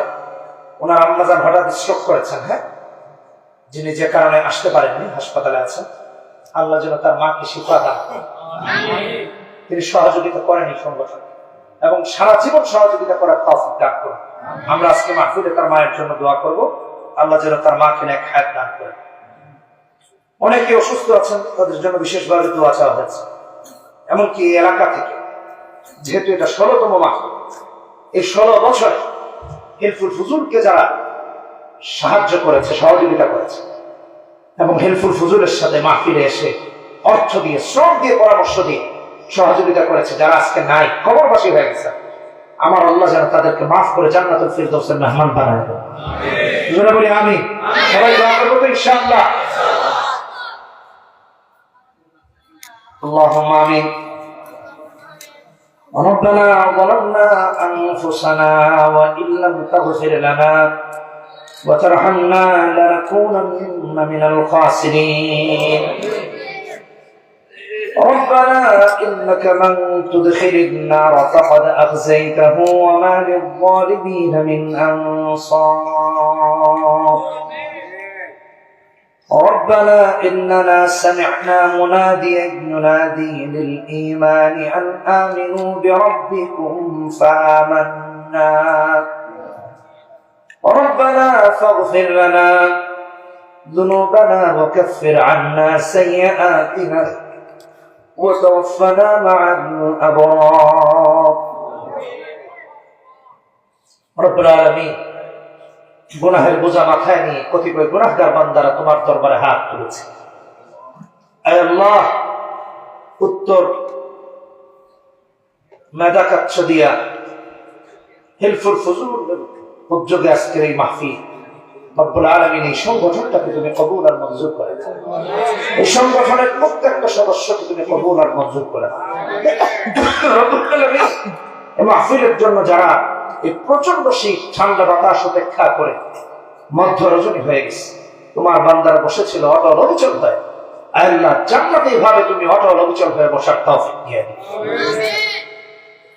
রব্বুল আলামিন 16তম তাফসীরুল কোরআন মাহফিল গেল, আল্লাহ 16 বছরে তোমার যে সকল বান্দা বান্দি কবরস্থ হয়ে গেছে তামামের কবরকে তুমি জান্নাতের বাগান বানায় দাও। আয় আল্লাহ, আমাদের মা বাবা, দাদা দাদি, নানা নানি, শ্বশুর শাশুড়ি, আত্মীয় স্বজন, বন্ধু বান্ধব যারা কবরস্থ হয়ে গেছে, আল্লাহ তামামের কবরকে তুমি জান্নাতের বাগান বানায় দাও। রব্বুল আলামিন আমরা যারা বেঁচে আছি না হায়াত দাও, হায়াতে তয়্যিবা দিয়ে দাও। আয় আল্লাহ, কোরআনের এই মাহফিলের উসিলা করে এলাকার উপর তোমার খাস রহমত নাযিল করো গো আল্লাহ। আসমানি জমিনি বালা মুসিবত থেকে তুমি হেফাজত করো আল্লাহ, ভূমিকম্পের অনিষ্ট থেকে হেফাজত করো আল্লাহ, জলোচ্ছ্বাসের অনিষ্ট থেকে হেফাজত করো, আসমানি জমিনি সমস্ত বালা মুসিবত থেকে হেফাজত করো। রব্বুল আলামিন এই মাহফিলকে উসিলা করে এই এলাকার উপর তোমার খাস রহমত নাযিল করো। ব্যবসা বাণিজ্য হালাল ভাবে আয় বরকত বানায় দাও, হারাম থেকে বেঁচে থাকার তৌফিক দিয়ে দাও, কোরআন সুন্নাহ মোতাবেক চলার তৌফিক দিয়ে দাও। আল্লাহ আমাদের সন্তানদেরকে নেককার পরহেজগার আমানতদার বানায় দাও, চোখের শান্তি আর শীতলতার কারণ বানায় দাও। রব্বুল আলামিন এই যুবকদেরকে তুমি ইসলামের জন্য কবুল করো, এই হিলফুল ফুজুলের সদস্যদেরকে তুমি ইসলামের জন্য কবুল করো। রব্বুল আলামিন এই মাহফিলের জন্য যারা যেভাবে যোগাযোগ করেছে, ভাইয়েরা আমার সাথে সব সময় যোগাযোগ রেখেছেন, সালেম ভাই অসুস্থতার পর বারবার যোগাযোগ রেখেছে, মাওলানা সালেম, আল্লাহ তাদের সবাইকে তুমি কবুল আর মঞ্জুর করে নাও। রব্বুল আলামিন দূর দূরান্ত থেকে যারা আমাদের এই মাহফিলে এসেছে প্রতিটা কদমকে জান্নাতুল ফিরদাউসের কদম বানায় দাও, কোরআন সুন্নাহ মোতাবেক আমাদেরকে চলার তৌফিক দিয়ে দাও। আল্লাহ ঈমানের উপর অবিচল থাকার যে কথাগুলো শুনেছি আমল করার তৌফিক দিয়ে দাও, ঘরে ঘরে হাফেজে কোরআন আলেমে দ্বীন তুমি বানায় দাও। রব্বুল আলামিন আমাদের মায়েরা আজকের মাহফিলে এসেছে, আল্লাহ এই মায়েদেরকে জান্নাতের সর্দারনি হযরত ফাতিমার সঙ্গিনী তুমি বানায়া দিও, হযরত খাদিজার সঙ্গিনী তুমি বানায়া দিও। রব্বুল আলামিন এই মায়েদেরকে হযরত ফাতিমা খাদিজার মতো চরিত্রবান হওয়ার তৌফিক দিয়ে দাও, ইসলামকে ভালো ধারণ করার তৌফিক দাও, সুমাইয়ার মতো মজবুত ঈমান দিয়ে দাও, হযরত সুমাইয়া রাদিয়াল্লাহু তাআলা আনহার মতো মজবুত ঈমানের অধিকারী তুমি বানায়া দাও।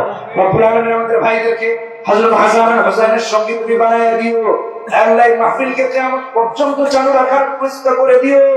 আজকের মাহফিলের সভাপতি মণ্ডলীদেরকে তুমি কবুল করো, আয়োজকদেরকে কবুল করো, অর্থ দিয়ে শ্রম দিয়ে যারা সাহায্য করেছে আল্লাহ তামামকে তুমি কবুল আর মঞ্জুর করে নাও। রব্বুল আলামিন উলামায়ে কেরামদেরকে কবুল করো, এক আর নেক বানায়া দাও। আয় আল্লাহ, কারা সরকার আসবে জানি না, ইসলামের সরকার দিয়া দাও। আয় আল্লাহ, ইসলামের সরকার কায়েম করে দাও, তাম পৃথিবীতে কালেমার পতাকাকে উদ্দিন করে দাও আল্লাহ। রব্বুল আলামিন আমাদের তরফ থেকে অসংখ্য গণিত দরুদ ও সালাম সোনার মদিনায় পৌঁছায় দাও। আল্লাহ জাহাঙ্গীর ভাই বিশেষ অতিথি, তার মা অসুস্থ, সেবা দিয়া দাও, হসপিটালে ভর্তি সেবা দিয়া দাও। আল্লাহ দেশ বিদেশে যে যেখানে আছে দোয়া চেয়েছে তামামের নেক উদ্দেশ্যকে তুমি কবুল আর মঞ্জুর করে নাও। আল্লাহ প্রবাসী ভাইদের উপর তোমার খাস রহমত নাযিল করো, প্রবাসীদের উপর তোমার খাস রহমত নাযিল করো। আল্লাহ বিদেশের সমস্ত বিপদের মধ্যে তুমি হেফাজত করো, আসমান থেকে রহমত নাযিল করো, রহমতের ছায়া জায়গা দিয়ে দাও। আল্লাহ আমাদের তরফ থেকে অসংখ্য দুরূদ ও সালাম শোনার মদিনায় পৌঁছে দাও। রব্বানা তাকাব্বাল মিন্না ইন্নাকা আনতাস সামিউল আলিম ওয়া তুব আলাইনা ইয়া মাওলানা ইন্নাকা আনতাত তাওয়াবুর রহিম। সুবহান রাব্বিকা রাব্বিল ইজ্জাতি আম্মা ইয়াসিফুন ওয়া সালামুন আলাল মুরসালিন والحمد لله رب العالمين بحق كلمة طيبة لا إله إلا الله محمد رسول